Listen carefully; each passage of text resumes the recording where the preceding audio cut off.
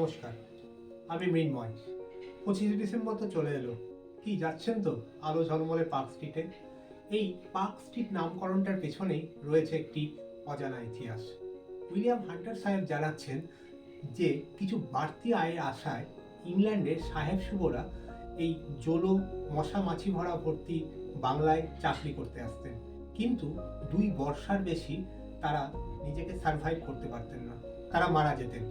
ফলে প্রয়োজন হতো অনেক গোরস্থানের, এবং সেই জন্যই তৈরি হয়েছিল ফরাসি যুদ্ধের 10 বছর পর 1767 সালে 25শে August South Park Street symmetry.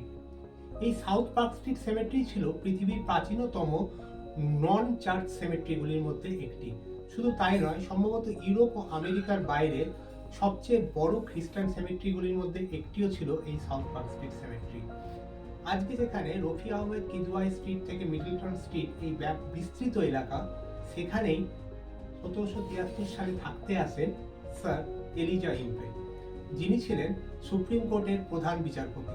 সে সময় সুপ্রিম কোর্ট ছিল ফোর্ট উইলিয়ামে। শুধু তাই নয়, বাংলার প্রথম গভর্নর জেনারেল ওয়ারেন হেস্টিংসের কলেজের সহপাঠীও ছিলেন এই ইম্পে সাহেব।